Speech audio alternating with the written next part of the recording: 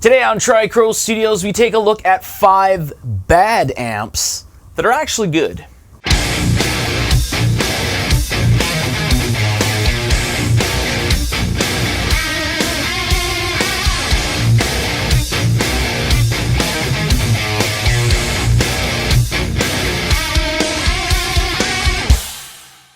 Now this is very important here.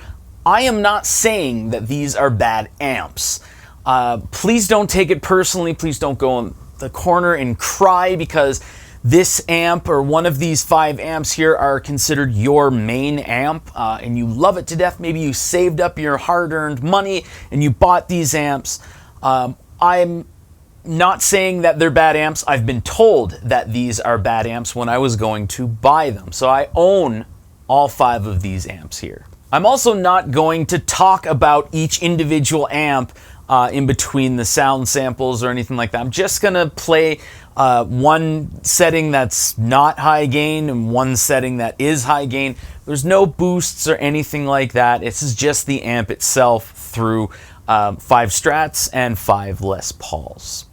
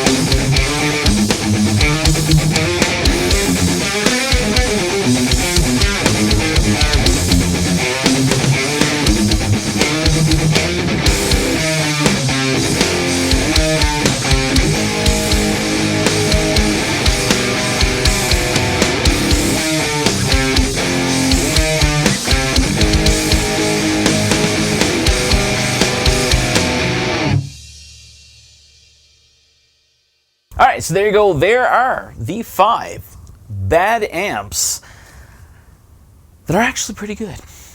All 5 amps weren't really numbered. That's why I didn't want to number them kind of that way, because I really enjoy each of those 5 amps, and I enjoy them for completely different reasons. Those 10 sound samples weren't even the best sound samples or EQ settings that you can get. Those are just some general EQ settings. All 5 as well work extremely well high gain wise with an external boost, as opposed to, well, I mean, the Ironheart's internal boost sometimes works, sometimes you just want to throw a tube screamer or something else in front of it. I also hope you enjoyed the fact that I included some typical comments that I get in regards to those amps in like previous videos and stuff like that. So honestly, you always hear, if it comes to like a cheaper amp or an amp that you can get on the used market that's a lower price or what have you, you always hear the MXR 10-band EQ in the loop. I've been hearing that since 1994. So that's something that I don't understand. People always, hey man, have you ever heard of using an EQ in the loop? Like, I get it. Also, I generally get the comment of, man, I play this live. And you can tell that this is 100% true. I play this amp live, and random people come up to me all the time just saying, how are you getting the sound that you're getting? Oh my God, that's incredible. That's excellent. I'm happy if that happens to you, but it's no one's really believing you.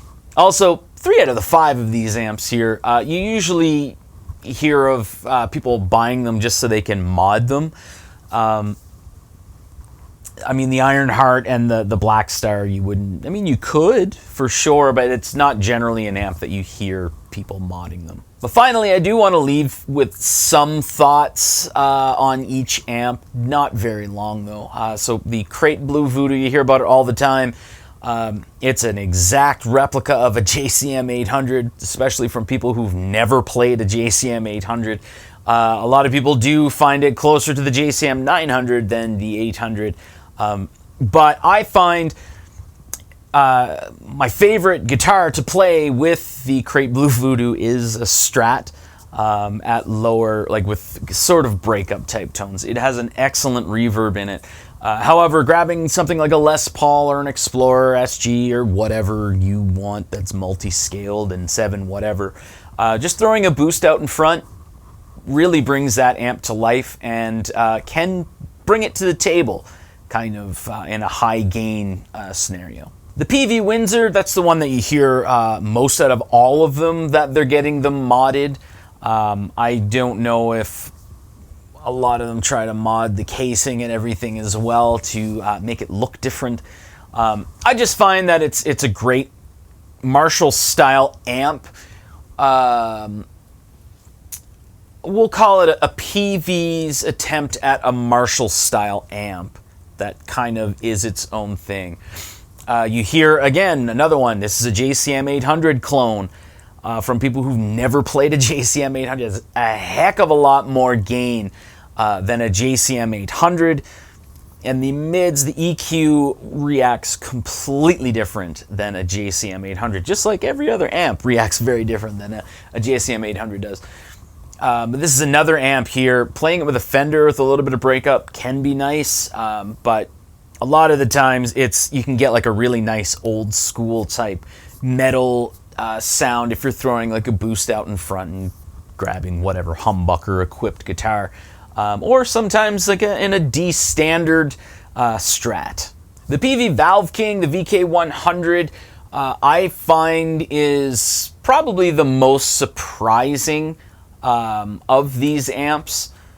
Not the fact that people call it a bad amp, but I think it's just more because it's not really well known. And I'm not sure if it is. I think it might still be available just in different housing. But comparing it to something like a 6505 or the 5150, it holds its own. it's a different thing, but it really does hold its own. Bringing that gain down a little bit and putting a boost out in front is not necessary, but you can get some great results in doing so. The Blackstar HT Stage 100 Mark II, out of all 5 of these amps, I would say is my least favorite for high gain. However, I really find the most benefit out of grabbing a Strat or a hollow body or a semi-hollow body or what have you, because you can get a whole bunch of different tones out of that amp. There's a lot of different options, especially with the ISF potentiometer control, whatever, and just the different options that you have for each overdrive channel. The clean channel is okay. You can definitely get a lot of nice and usable sounds out of it, but I do find that OD1 has a lot more benefit than any of them.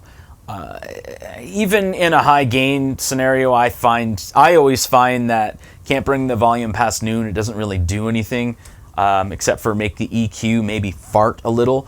But I do like OD1 for high gain, and even at that point, I think it's best to throw a boost in front of OD1. And finally, the Laney Ironheart 120.